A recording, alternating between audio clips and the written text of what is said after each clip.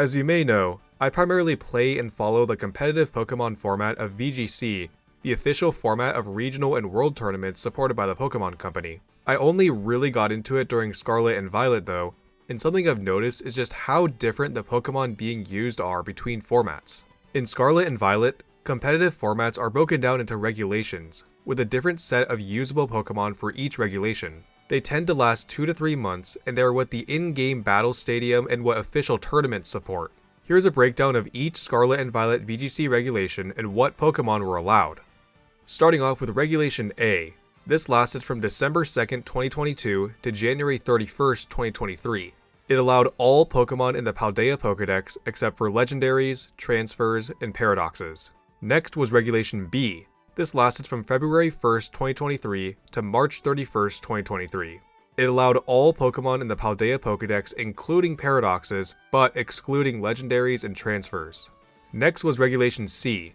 This lasted from April 1st, 2023 to May 30th, 2023. It allowed all Pokemon in the Paldea Pokédex including paradoxes and the Ruinous legendaries, but still excluding other legendaries and transfers. Next was Regulation D. This lasted from June 1st, 2023 to September 30th, 2023. It allowed all Pokemon in the Scarlet and Violet National Pokédex except for restricted legendaries and any event-exclusive Pokemon. The first Scarlet and Violet World Championships used this rule set. Next was Regulation E. This lasted from October 1st, 2023 to January 3rd, 2024.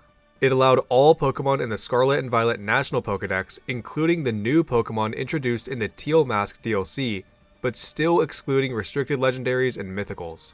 Next was Regulation F. This lasted from January 4th, 2024 to April 30th, 2024. It allowed all Pokemon in the Scarlet and Violet National Pokédex, including the new Pokemon introduced in the Indigo Disc DLC, but still excluding restricted legendaries and mythicals. Next was Regulation G. This lasted from May 1st, 2024 to August 31st, 2024. It allowed all Pokemon in the Scarlet and Violet National Pokédex, including a single restricted legendary per team, but still excluding mythicals. The second Scarlet and Violet World Championships used this rule set. Now onto the current regulation at the time making this video, Regulation H, which started September 1st, 2024 and will go through January 5th, 2025. It allows for all Pokemon in the Scarlet and Violet National Pokédex, excluding legendaries, paradoxes, and mythicals. The Pokemon Company has confirmed that Regulation G will then be brought back after Regulation H from January 6, 2025 to April 30th, 2025.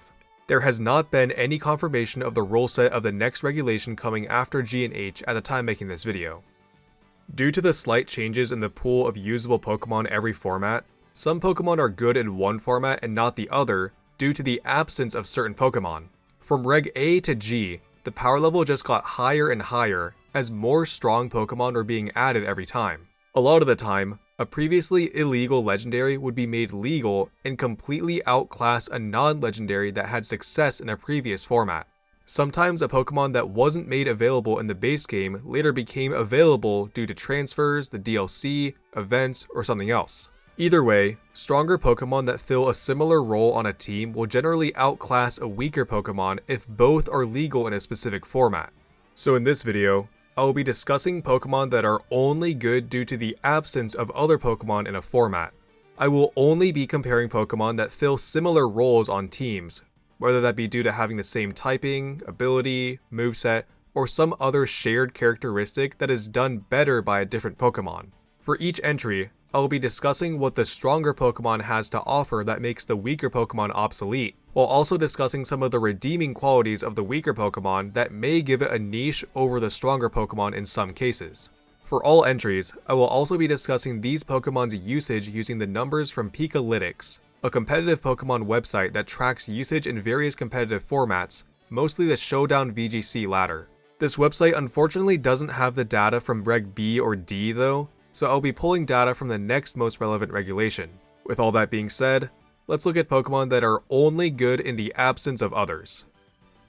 First, we have Cantonian Arcanine only being used when Incineroar is not legal. Cantonian Arcanine is a pure fire type that is part of the Paldea Pokédex, meaning that it has been available to use ever since Reg A.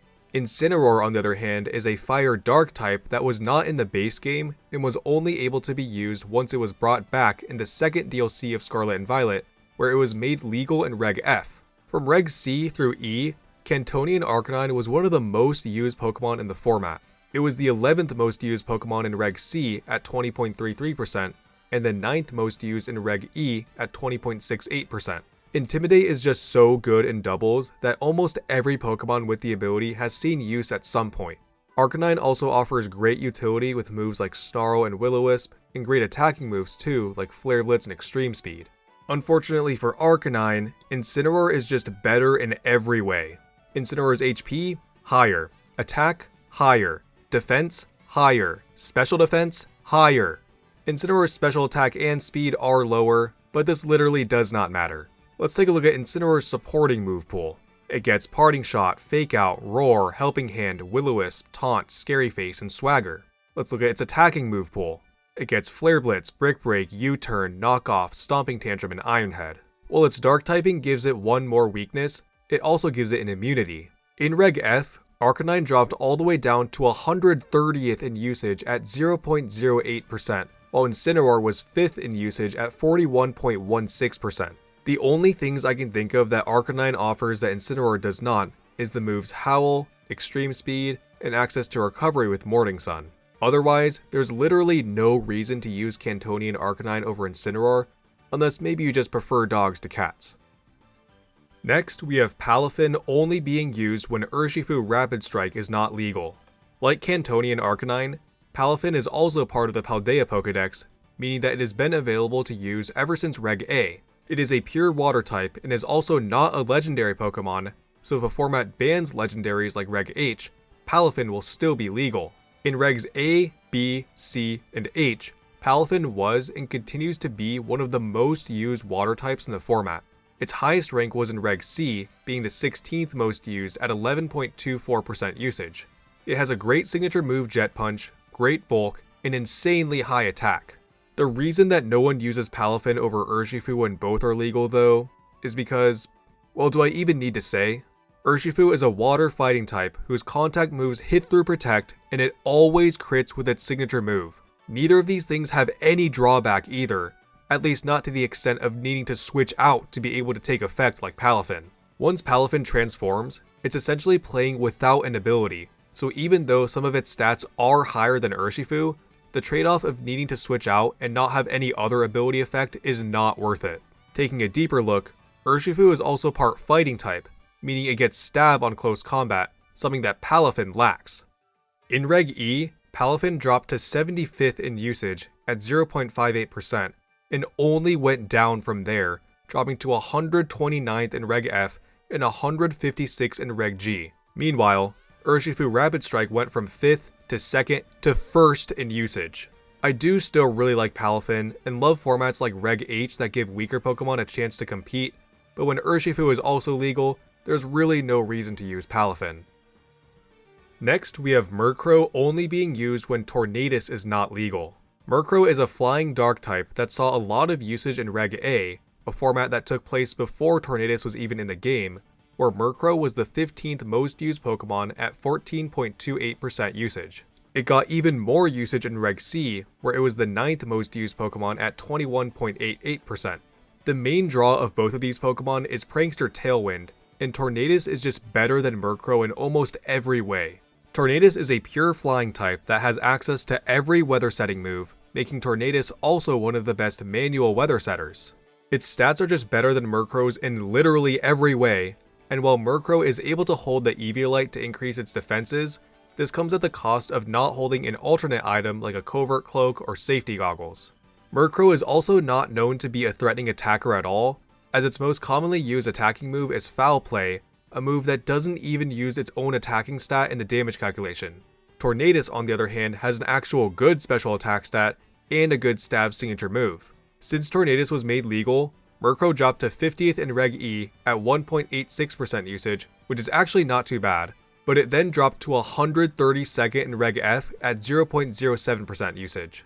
It's honestly kind of an unfair comparison, since Tornadus is a legendary Pokemon, and Murkrow isn't even fully evolved. When both of them are legal in the same format though, we don't care about being fair. Now, I wouldn't necessarily say that Tornadus is strictly better though, since Murkrow does offer a specific niche that Tornadus is not able to fill. Murkrow has access to Prankster Haze, the only Pokemon in the game with that combination, which is a great counter to Dondozo Tatsugiri and Muk Smeargle. It also has access to Prankster Quash, one of 2 Pokemon in the game with that combination, which is a move that forces the target to move last.